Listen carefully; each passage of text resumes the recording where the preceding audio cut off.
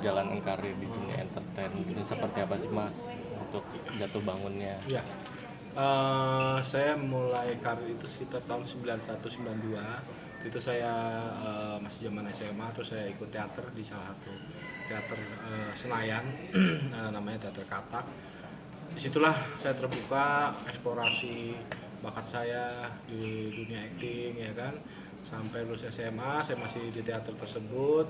Terus pas lulus SMA, saya masuk IKJ, Institut Kesenian Jakarta, jurusan sinematografi atau film. Saya ngambil penyutradaraan, tapi di situ cuma sampai 6 semester aja. Tapi bersyukur puji Tuhan, walaupun 6 semester saya sudah masuk kelas penyutradaranya Mas Slamet Raharjo sebagai dosen pembimbing, dan juga bareng sama Tuhan Bramantio ya. Walaupun dia angkatan di bawah saya, tapi saya karena cuti waktu itu, saya masuk kan 95 cuti, jadi bareng kelas Hanung di tahun 97. Setelah itu dari tahun 92 itu terus saya udah mulai sinetron drama remaja dulu, zaman TVRI ya, drama remaja, sinetron. Terus sampai 97 saya mulai iklan TVC, ikut iklan TVC, ada beberapa iklan komersial sampai 99 Saras 008. Nah, tahun 2000 itu film pertama saya Jelangkung. Nah, dari film Jelangkung itu bisa dibilang titik bisa dibilang apa ya, kayak satu pecah telur dari Ronnie Dozer, bahwa film itu kan booming tanpa kita sangka. Dulu justru lagi peralihan matinya film Indonesia ke bangkitnya film Indonesia. Ada Pertolongan Sherina, ada Pandangan Cinta 1, dan Jelangkung. Nah, Jelangkung booming, ada yang kesurupan segala macam gitu. Nah, terus sold out semua tiket, bahkan yang tadi cuma 2 layar di Pondok Indah dan Blok M akhirnya ditambah lagi, sampai itu mencatat rekor 2 bulan berturut-turut di XX1 seperti itu. Nah, dari Jelangkung itu puji Tuhan, PH-PH yang tadinya belum calling saya, Rapi Film, Persari, itu langsung calling saya, dan terus mengalir terus. Mas, honor pertama kalinya berapa sih Mas? Dulu kalau boleh dibilang honor pertama kali zaman di TVRI itu masih sebatas ya 300.000, 250, 300.000. Tapi saya ngalamin nggak langsung peran dialog loh, saya ngalamin dari figuran dulu. Figuran yang dibayar waktu itu cuma 25.000, ya kadang-kadang 15, 20 antara itu lah. Meningkat seiring kualitas juga saya saya tingkatkan juga. Jadi bisa dibilang, nah dari situ ya akhirnya orang tahu bahwa Ronnie Dozer ini bukan jual tubuh yang gemuk aja, tapi kualitas di situ yang saya jual juga, karena saya bersyukurnya dengan saya masuknya dunia teater itu. Jadi saya bisa mengeksplor semuanya, bahkan berkembang, bukan hanya acting aja. Saya bisa MC juga dari teater, saya bisa nyanyi juga, olah vokal dari teater, seperti itu. Mas, masa kejayaan itu dari Saras 008 hingga yang lainnya gitu kan, itu dari tahun berapa sampai tahun berapa sih Mas? Iya, masa kejayaan itu sebenarnya dimulai dari Saras sampai Jelangkung sampai ke Extravaganza 2004. 2008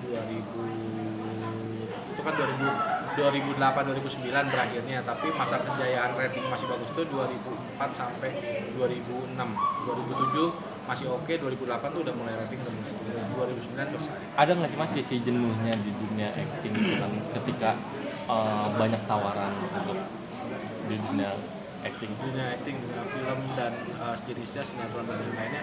Saya nggak ada kata jenuh ya, karena itu passion saya enjoy your job, saya bilang begitu. Dan selain saya menikmati tiap job yang dikasih Tuhan sama saya juga istilah saya tuh hobi yang dibayar. Saya senang acting, saya dibayar dari hasil berakting. Saya senang nyanyi, saya bisa nyanyi profesional, baik di band saya maupun di acara-acara tertentu gitu kan, MC dan lain-lain. Hal seperti itu udah dapat apa aja sih Mas yang dihasilkan dari hasil syuting? Ya, puji Tuhan, dari perjalanan karir saya, terutama 2000 ke atas ya, ketika bisa dibilang saya semakin meningkat karirnya itu, ya puji Tuhan saya udah punya rumah, ada mobil sendiri, seperti itu. Terus jadi itulah yang saya bersyukurnya di situ, punya rumah, terus Intinya tapi tetap lifestyle saya tetap sederhana, tetap Noi. sederhana dan yang enggak apa namanya, enggak yang neko-neko lah, biasa-biasa aja. Misalnya nih, cobaan kan otomatis banyak yang menimpa. Misalnya di dunia acting ada yang suka dan tidak suka. Akhirnya kemarin kan dapat dalam artian ada musibah yang diguna-guna lah atau apalah hal itu yang menjadi ketidaksukaan orang lain terhadap eksistensinya atau keartisannya Mas Roni gitu. Itu mungkin seperti apa sih Mas, bukti dalam arti orang yang tidak suka dan suka hal yang itu menjadi pelajaran Itu buat- saya jadikannya menjadi suatu apa namanya pelajaran berharga, menjadi hikmahnya itu saya lebih harus bisa menjaga mulut lagi supaya mungkin pada saat saya bercanda dia sakit hati, saya nggak tahu karena ada salah satu pendoa juga yang bilang ada yang sakit hati sama Mas Roni karena mau puasa. Oke, baik, berarti saya harus lebih jaga lisan saya, sikap saya, dan saya lebih bisa menjaga sikap supaya tidak merendahkan orang lain. Mungkin saya di saat-saat waktu itu lagi naik-naiknya saya ngeremehin orang, ya kan, nganggap saya merasa jumawa atau gimana. Nah, justru ini saatnya saya teguran dari Tuhan untuk ya lebih nice person lagi, bagaimana caranya dengan sikap yang lebih baik, terus lebih menghargai orang dan apa namanya lebih ini lagi lah, maksudnya lebih wise lagi. Bahkan kalau bisa sekarang saya bukan sekarang dari Maya juga udah berusaha berbagi sama orang yang nggak punya. Mas berapa lama sih Mas mengalami hal seperti itu? Itu cuma sekitar berapa, ada kan setahun lebih lah ya, setahun lebih. Tapi dari situ karena saya kuatin doa juga dengan sikap saya, walaupun saya juga udah tahu orang siapa saya. Tapi justru dengan saya mengampuni dia, saya makin sembuh. Nanti ininya berbalik ke dia atas berdoa. Saya tapi harus ikhlas, kan hati nggak bisa dibawa. Saya ikhlas ngampunin dia, apa yang sakit saya alamin balik ke dia. Tapi disebutin orangnya gitu Mas, tahu? Ya saya dikasih vision aja. Ini bukan dok, saya sebutin nama ada merinding.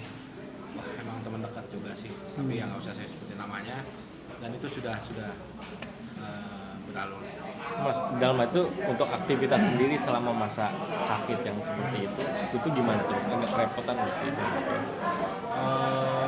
Ya keganggu saya syuting bisa ya, syuting juga jadi ini apa namanya terganggu lah.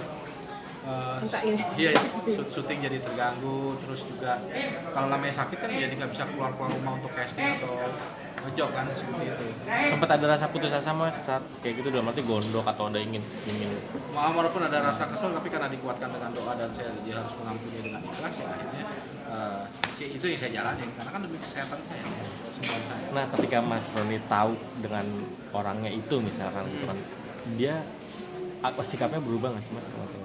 Ada jengahnya lah ngeliat saya masih sehat, masih ini.